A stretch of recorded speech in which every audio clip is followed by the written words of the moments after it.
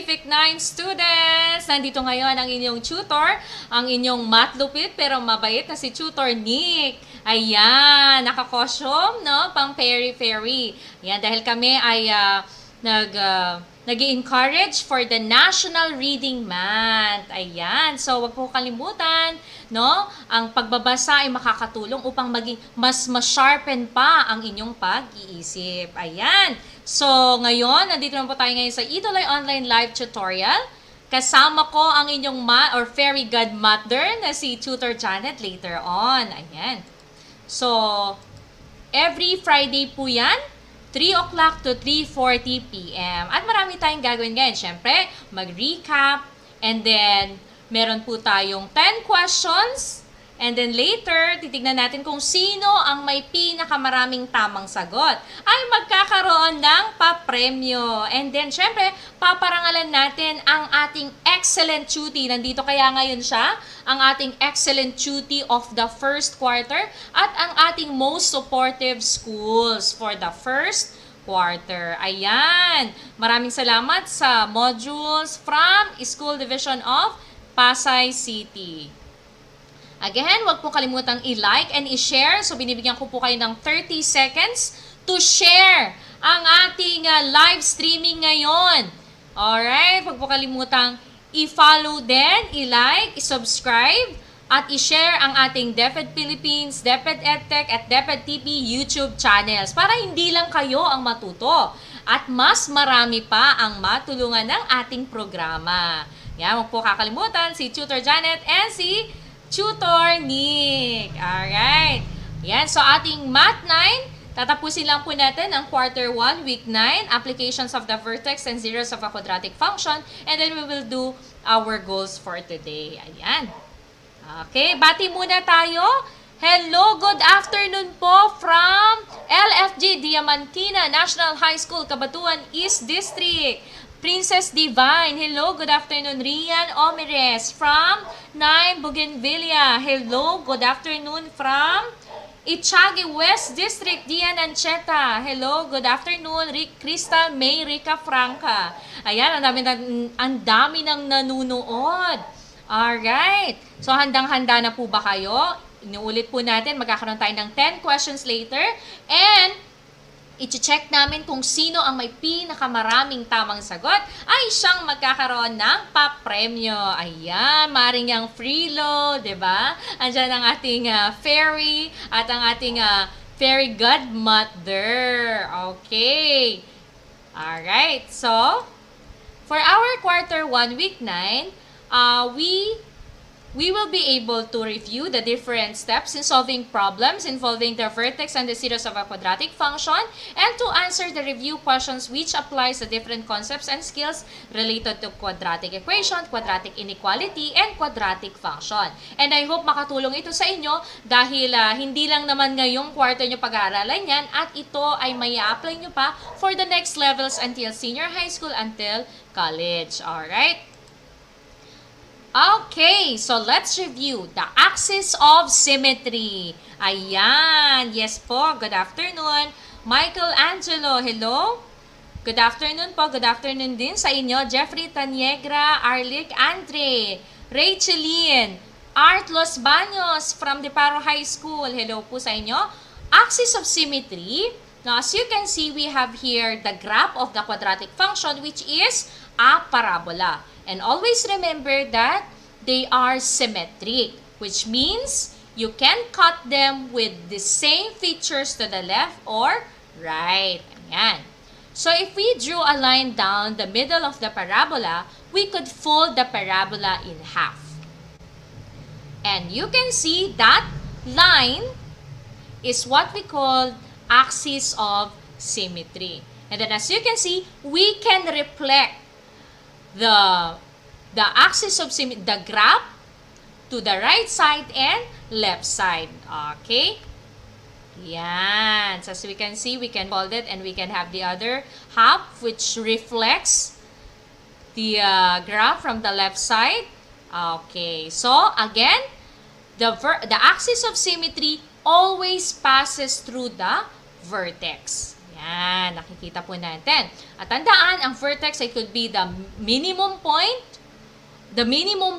or the maximum point. Right?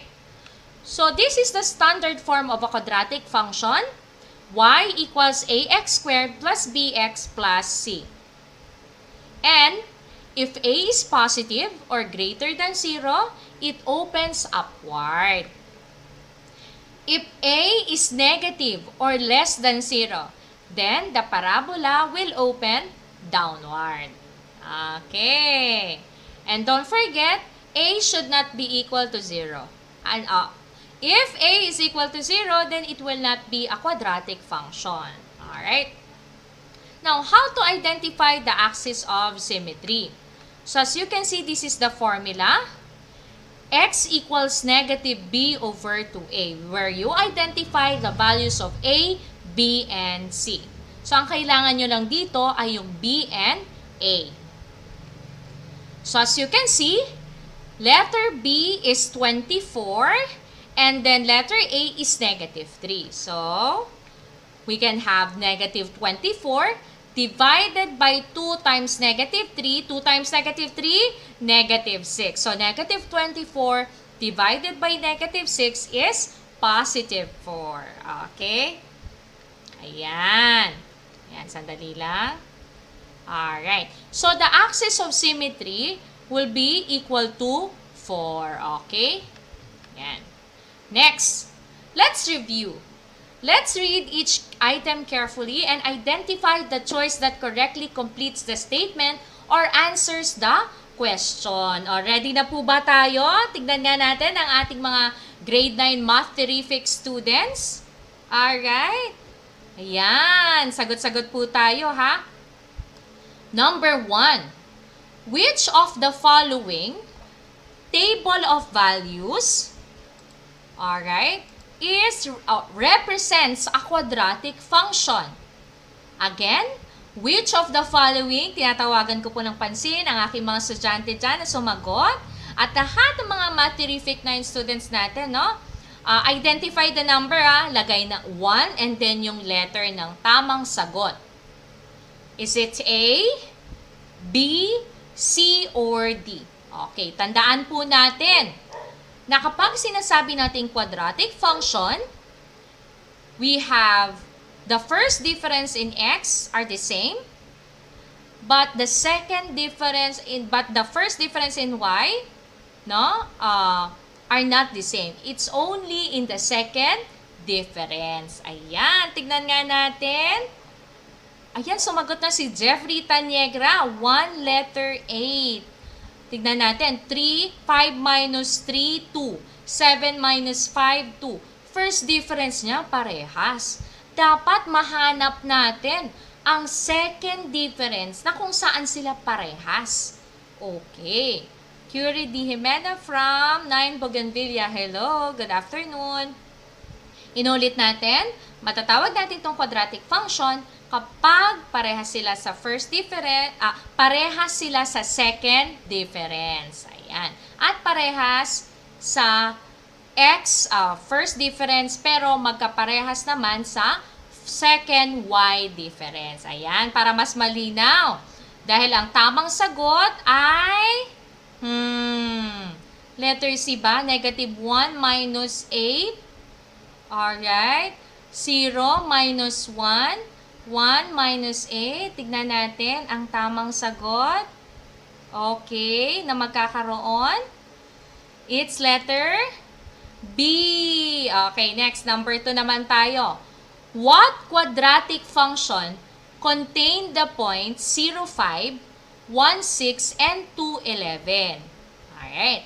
So, last time, pinakita namin sa inyo, pwede kayong gumamit dito ng systems, di ba?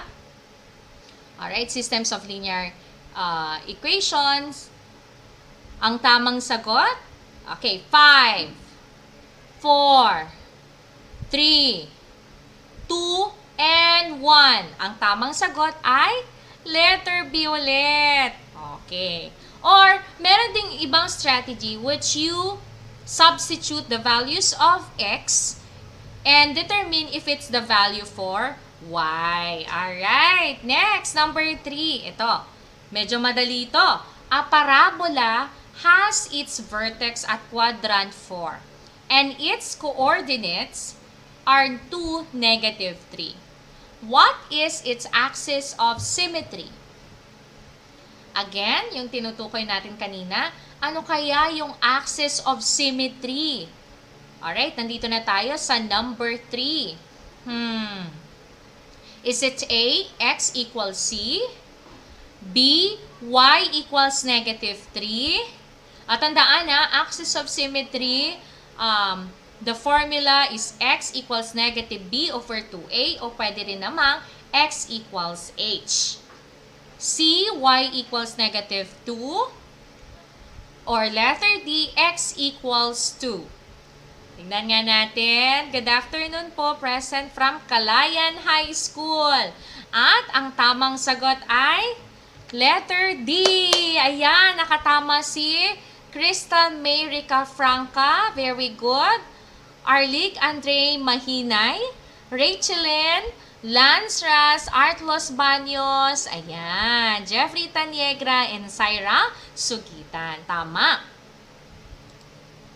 Yan. Tumungo na tayo sa word problems at tawagin na natin ang ating fairy godmother, si Tutor Janet. Hello, Tutor Janet.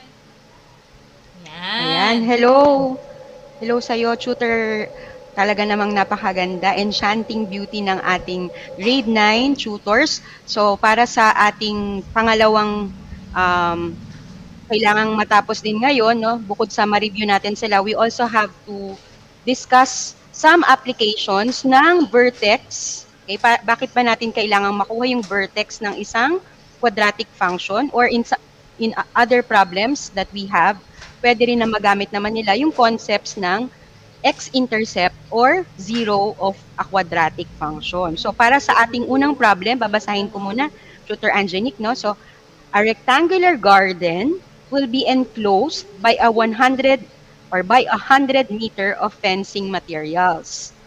You are asked to find the greatest possible area that the materials can enclose. Ayan. So, sa ating problem dito, Tutor Angenic, so meron tayong isang parang remarkable na binigay na idea. So, yung perimeter, so the idea is, because you need to fence a rectangular garden, so ang perimeter na pwede mong ma-achieve dapat ay 100 meters. Okay? Because that's the only material that was provided. And you are asked to maximize, no? Hinahanap mo yung greatest possible area. So you're maximizing the function, which is the area in this case, the area of the rectangle. So, kailangan ano ang ating maalalang formula dito, Tutor Angenic? So, dapat alam nila na area is equal to length times width. Oo, so kailangan nating i-emphasize yun sa kanila. So, i-represent natin ngayon yung dalawang dimension na yun na length and width muna. So, pwede nating i-retain yung length will be represented by L and then W will be represented by width. Pero in this case, para mas makita nila yung sa graph, yung connection niya din sa graph, we will be using letters X, no? X and Y. So, yung ating dependent variable, yung area in this case, is represented by Y. So, pakisulat, Tutor Angenic, ano ba ang ating representation dapat para sa width? Or, sabi ko nga, how will we represent the width kung i-retain natin yon? Ayan. So, meron tayong representation na ang width natin, ito yung, obviously sa figure, yung mas maikse is X. Okay? So, bakit nga, tutors, bakit po ngayon 50 minus x po yung isang dimension? So remember, the total of all the sides is 100. So kung kukunin lang natin yung dalawang consecutive sides natin, which is yung, in this case, one of the width and the other side, yung katabi niya, consecutive to it, is yung 50 minus x lang. Kasi ang sum ng dalawang magkasunod na yan ay 50. So, para pag pinag-add na yung apat, yun na, masasatisfy na natin na ang nagamit nga talagang fencing material ay 100 meters. And then with that, since ang minamaximize na function is f of x or the area, so what will be our working equation, tutor. So, tingnan natin sa next slide. What will be? Ayan. Okay. Ayan, So, nasagot na dito, tutor. Oo, so we need to maximize the area. So, paano natin ma-achieve yun? So, kasi in passing, I think na-mention natin yan when we were discussing quadratic inequalities, no? So, bakit natin nakuha yung 25 as the possible dimension na gagamitin natin? In this case, 25. Bakit 25 lang? So, kasi ito ay laging ganito yung case, no? Kapag ina-maximize mo yung area ng isang rectangle, so kailangan ang ma-achieve mo lang siya kung square yung polygon, yung type of polygon na mapo-form mo. So, given na yan, parang ano siya, bonus question na pag na-encounter niyo siya yung ganyang problem, so, you can only maximize the area once the polygon that you form is a square. O, since it is a square, so syempre, dapat each side is 25 meters, no? In this case, meter kasi yung ating given. So, if that will be your dimension, so what is our final answer? So, yun yung sinagot natin dito sa second sentence.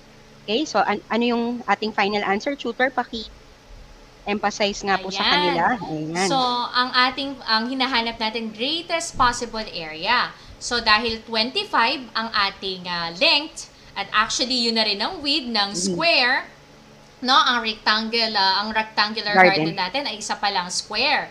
So, ibig sabihin, 25 times 25 is equal to 625. At makikita natin yun sa K. It means that the maximum area that can be enclosed from 100 meters of fencing materials is 625 square meters. Ayan. Tama yung sinabi ni Tutor Janet. Kapag ganitong problem, later makikita nyo yan. No? Ang maximum, no? Pag halimbawa may perimeter and then maximum area, it will be a square. Alright, and that is the correct answer. 625 square meters. Ayan. Tutor Janet. Sige, next na tayo. Para marami tayong time next problem sa ating... na tayo. Ayan. Actually, Review. nilagay na po natin sa review. Ayan. Katulad po ng sinabi ko kanina, magbibigay kami ng papremyo, Tutor Janet. Yes. Ayan. Para ano pa, at Fairy Godmother at Matdiwata, kailangan meron tayong mga pasabog, no? Hindi tayo pakakabog, tutor. Ayan. So, yes. in-invite natin silang sumagot, no? Sa 10 questions, kailangan talaga mag-recall natin kailangan i-recall. Quadron, discriminants, and yung pinaka-recent nga natin ngayon na graph of quadratic function. Alright, Tutor Janet. Sige, simulan na natin. Magkakalimutan na. So, number 1, tapos yung tamang letter. Okay, number 1. Handa na ba ang ating mga Matterific 9 students? Tignan nga natin. Handang-handa na ba? Ayan. Tignan nga natin. Alright. So, number 1. Yan, Okay. If the discriminant of the equation ax squared plus bx plus c equals 0 is equal to 0, how many roots does it have? Is it A, 1, B, 2, C, none, or D, cannot be identified? Alright. Okay, Tutor Janet, tignan nga natin ang ating mga comments. So, if the value of b squared minus 4ac daw is equal to 0, ilan ang roots ng ating quadratic equation? Ayan, may nagsagot na ang bilis ni, I think it was a guy na unang nagsagot, si Darwin John Roa. So, yun nagsabing present. Okay. Present siya. Ano bang school si Darwin? Yan. So, sunura naman yung iba, no? Opo. Alright, so naman ang sa susunod na question siguro magbilang tayo ng 5 seconds para sabay-sabay kayong lahat, no? At ang tamang sagot ay letter A. Okay, next, number 2 na tayo. Yan, madami nakakuha. Complete the square. Opo. So nakakuha yan si Darwin, si Crystal May, si Ashley, si JR, Hudson, Princess, Ashley. Okay, number 2 na po tayo. Complete the square.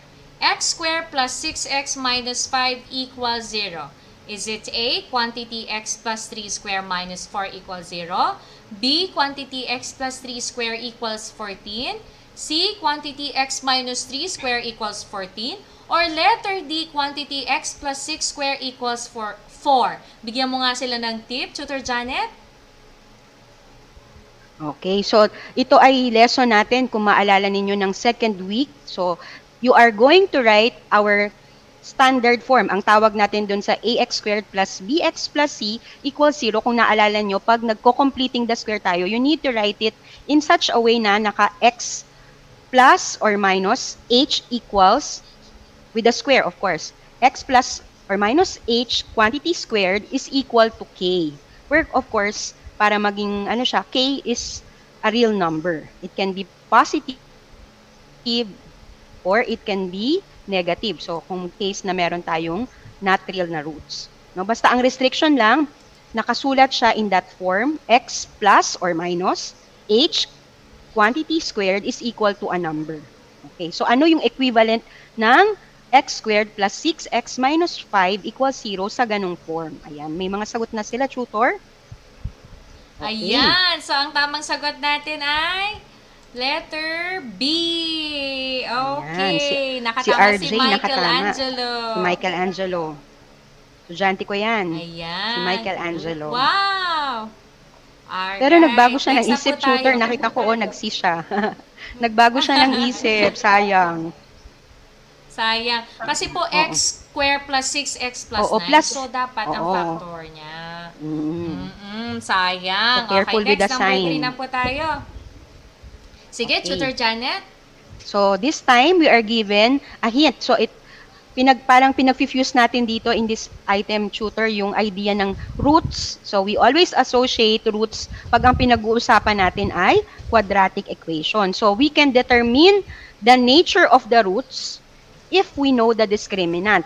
Pero sometimes, for some students, may mga pwede tayong ibang technique. So, that's what I would always tell my students sa online class. No? Pwede naman kayong not always algebra, you can always opt to check your answer kung mag-work siya by graphing. So, makita natin dito, dumaan sa dalawang points ng x-axis. So, it would tell us na possibly, tatanggalin na natin, no? Meron tayong ganung technique, di ba? Para nakita ko sa inyo sa, sa grade 3, may 50-50, no? Sa Who Wants to be a Millionaire. So, tanggal na natin agad yung C at saka D. Kasi obviously, yung roots natin sa x squared minus 3x minus 2 equals 0 ay dalawa. Kasi yung corresponding quadratic function niya ay dalawa rin ang x-intercepts. Okay? So ngayon, anong na lang?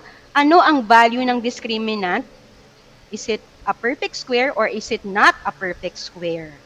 Para malaman natin kung alin sa dalawa. Rational ba siya or irrational roots? Ayan. So may mga nagsasagot na dito. May nagsagot ng Yes. B. Okay, may nagsagot ng A.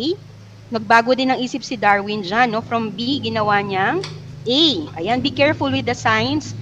Actually, isa yan sa mga difficulty nila sa pagsasubstitute, no? Sa discriminant. Okay, so ano ba ang tamang sagot, tutor?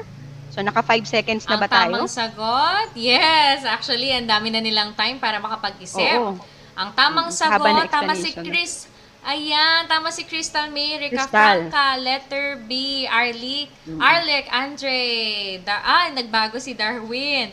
Princess, nagbago wait siya. lang. Dayan, ayun si Dayan. Okay. Si Dayan Ayan Ancheta. si Rachelyn. Okay, next, number 4 na po tayo. Okay, basahin ko na, tutor.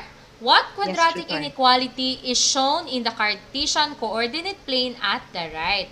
Is it A, y greater than or equal to x squared? B, y less than or equal to x squared? C, y less than or equal to negative x squared? Or letter D, y is greater than or equal to negative x squared. Sige nga, Tutor Janet, for tips. Okay. Yan. So, dito, basic parabola naman ang ating concern, no? Napaka obvious sa choices na pare-parehas, ini-involve ang basic parabola. Pero kaya binalikan natin 'yon, no? Opens upward ba siya or opens downward, no? Dapat ba yung A ay positive or negative? So titingnan nila sa figure kung opens, yung concavity ba ay kung pataas or pababa. So in this case, ano ang atin nakikita? Yan. So It's shaped like a mountain, kaya meron siyang maximum point. Ayan, tutor. So ngayon, kung ganun yung case, 50-50 ulit, tanggalin na natin yung hindi positive. So alin na lang sa dalawa? Is it greater than or equal to ang gagamitin nating inequality or less than or equal to? So this is a topic, no, second chunk of topic natin, quadratic inequality. At may mga nakita akong mga nagsasagot na ng C, may nasama pa rin niya yung positive x squared. Remember, this is a parabola that opens downward. Downward. Okay. Ayan. So, ayan. May mga nababasa naman akong tamang sagot. Yes. Yes. So, pakita natin, sabihin ko na, tutor? Ayan. Yes. Okay, ang tamang sagot ay letter. Okay. Letter D. Yay! Ayan, marami-rami rin ang kailangan nating itali to, yung mga nakakuha ng tamang sagot mula sa number 1 hanggang si JR. ngayon. Ayan, si Ebo. Ayan. Ebuen Season. Pati rin si Rian, sa mga girls, no, si Rian at si Darwin. Ayan, nakahabol siya. Nagbigay siya ng sagot na letter D. Okay. So, tingnan natin sa ating 5th question. Napakadali ng question natin, no, tutor? Yes. Number 5. 2, 0 is a solution to the inequality 2x minus y greater than x squared plus 4x minus 8. Is it true or false? O, dalawa lang yan. Is it true or false?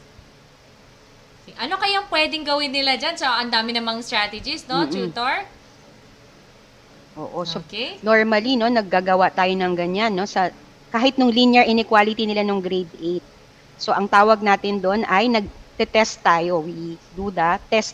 So, ang gagamitin nating test point in this case ay yung given sa problem. So, kung 2-0 ba is part of the half, or rather, pag half plane pala yun sa grade 8, na-stuck ako sa grade 8. So, part ba ng solution ng quadratic inequality yung 2-0? Nasa, in this case, nasa baba ba siya nung parabola natin, nung pinaka-border parabola ang tawag natin doon? Kasi pag linear inequality, border line. So, ito, border parabola. So, is it really nasa taas ba siya or nasa baba?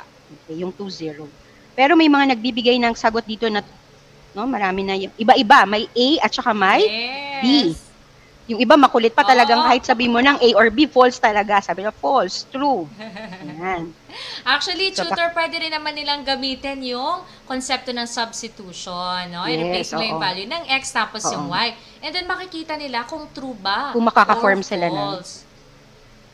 True equation. Okay? True, or true inequality in this case, no, tutor? True inequality. Ayan. Tignan nga natin. May sumasagot na, tutor. Ang sabi ni RJ A, Rick Crystal May A. Tignan nga po natin. Pero mas maraming sumasagot ng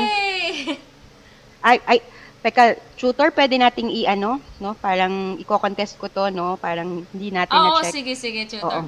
Oo. So, substitute nga natin, tutor, parang hindi ko to napansin when we were looking into it.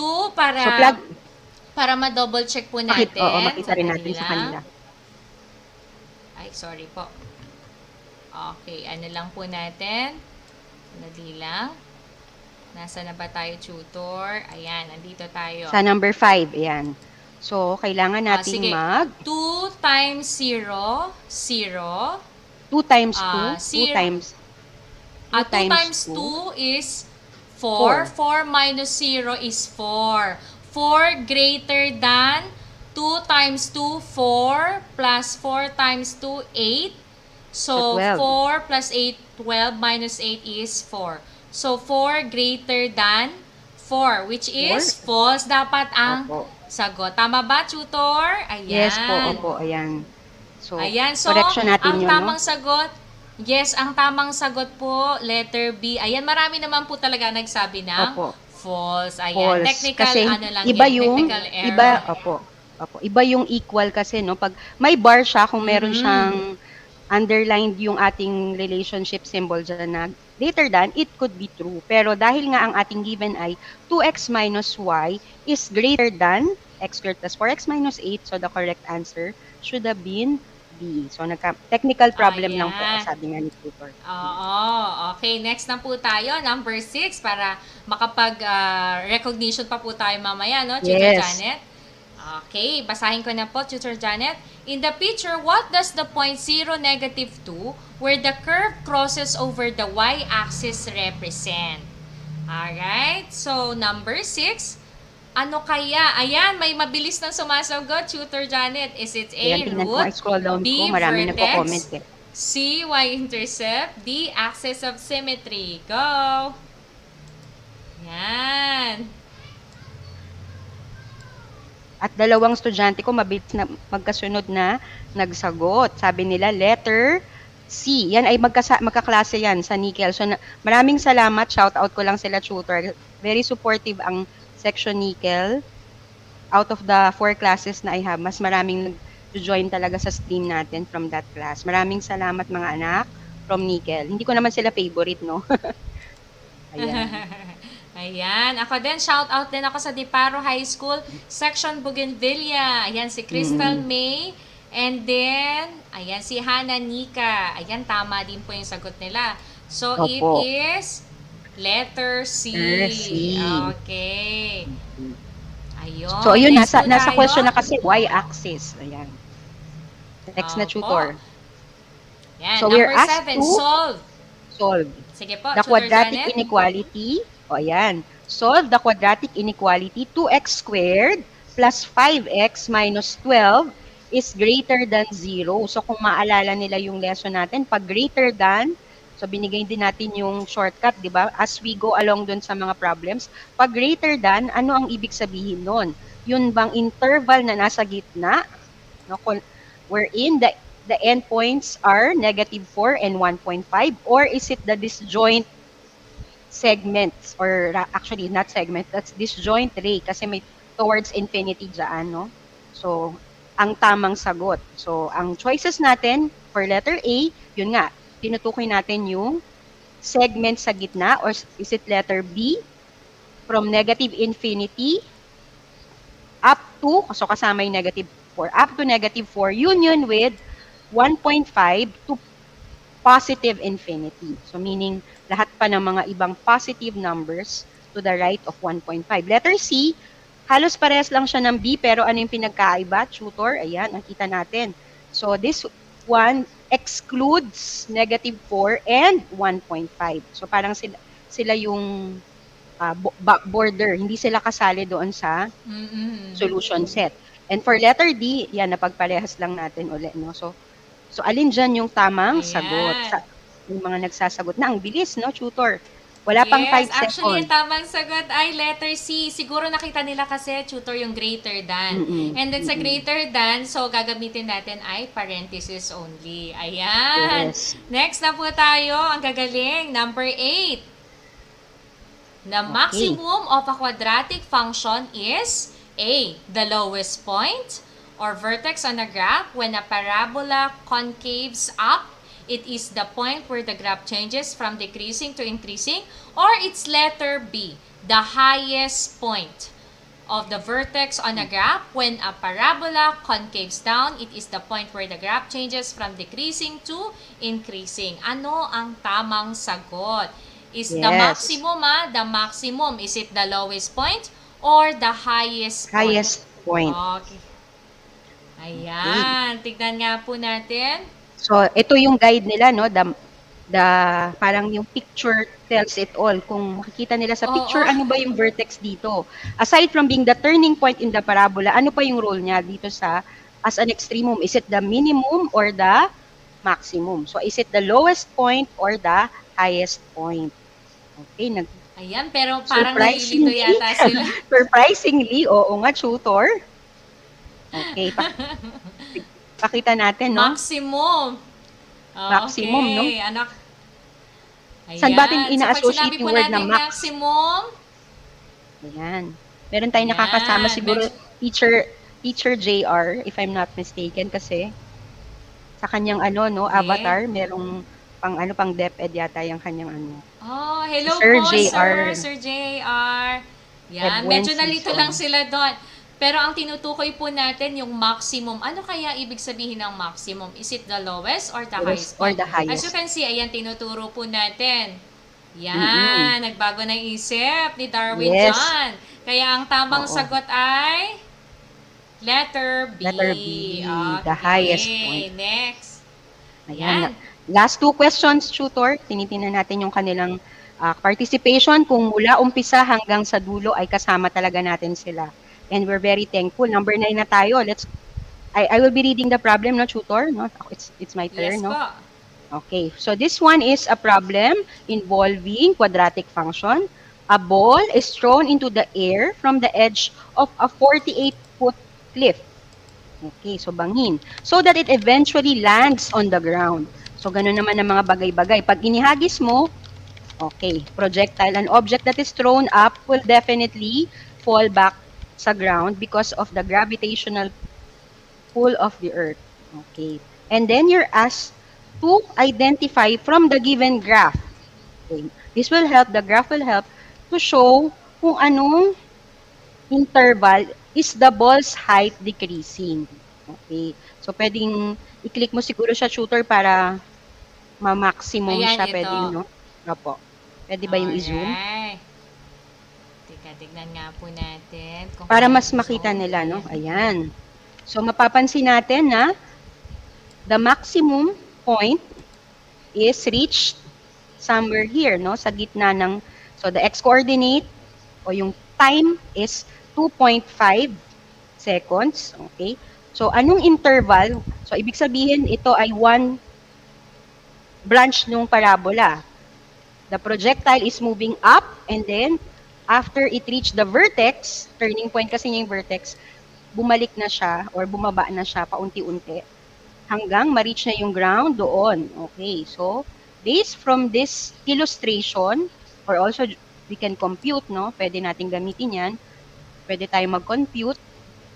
How will we be able to identify the interval, yung time, the lapse time na siya ay decreasing, ang movement niya ay decreasing? Is it from 48 seconds, I mean not 48, between 48 seconds and 146 seconds, or B, between 2.5 hanggang 5.55 seconds, or C, when our seconds is less than, so meaning, nakikita ba natin sa graph, may less than 146 ba tayo?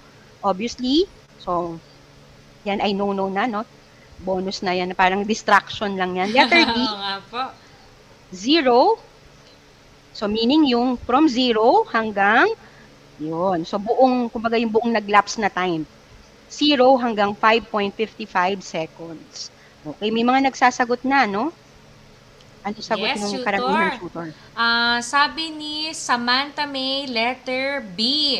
Sabi naman ni Michelangelo, letter B. Sabi rin ni Darwin, letter B. Sabi ni RJ, letter B. Ang tamang sagot Yan, ay nasa board talaga sila, letter B. mabibilis. Yes, Alright. nasa board na yung mga binanggit mo, tutor, kasi they have been consistently, no? Meron lang sigurong dalawa Opo. na nagkamali sila.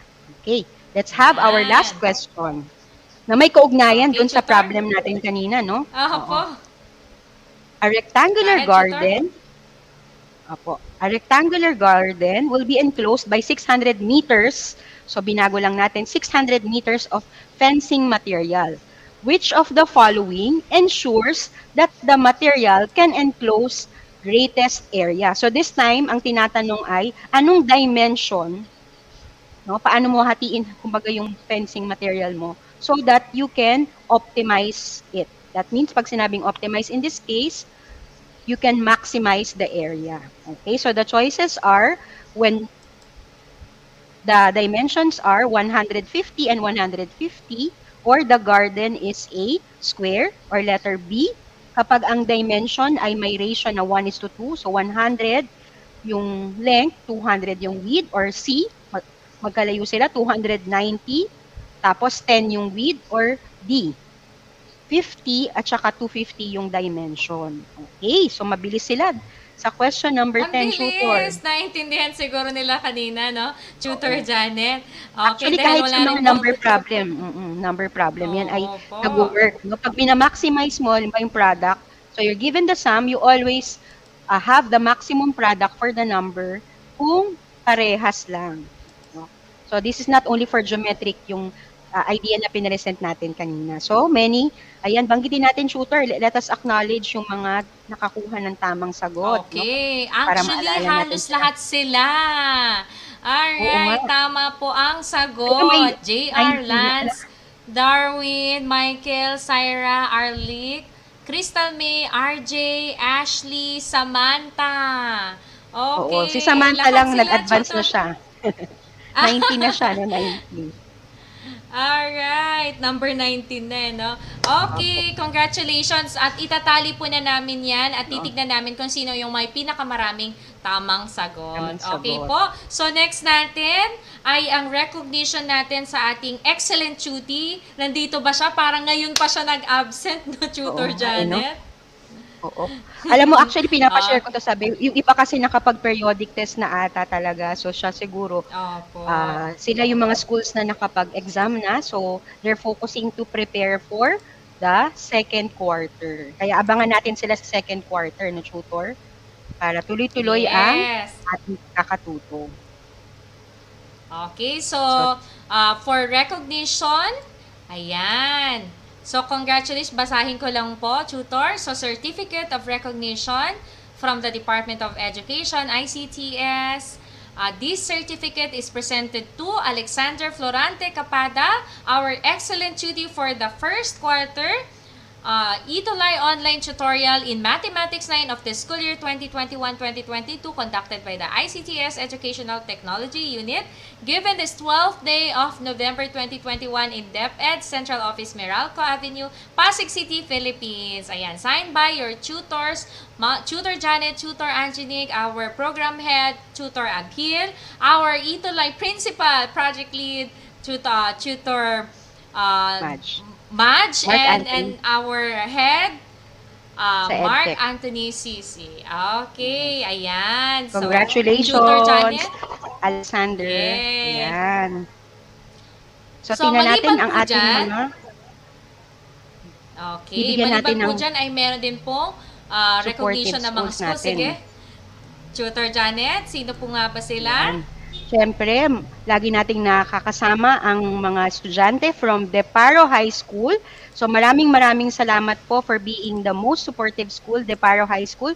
Certificate of Recognition is presented to Deparo High School from SDO Caloocan City, SCR, as the most supportive school during our first quarter Itulay online tutorial. So maraming salamat po mula sa amin dito sa grade 9 mathematics for being always there, especially for our math diwata tutor, Tutor Angenique. Yan. Meron pa tayong ibang mga laging nakakasama tutor. Sige, banggit mga tutor. Yan. Bukod sa Deparo High School, we have here certificate presented to LFG Diamantina National High School from Diamantina, Cabatuan, Isabela. Congratulations! Actually, karamihan ng mga hindi taga-NCR, no, mababasa natin talaga lagi. On board ang Isabela, no, Cagayan, Isabela. Yan. So, and another din po ay from Isabela. Yan. Donna Magdalena H. Gapud High School. Talagang ito nanguna sa alam mo, last year pa yan, tutor. Last year, talagang sila ang laging nakikita ko yung mga comments na students. So, ibig sabihin, siguro yung mga teachers talaga ng grade 9, they have been motivating their students talaga. So, maraming salamat po, Donna Magdalena H. Gapud High School. Next po, meron pa po ba, tutor?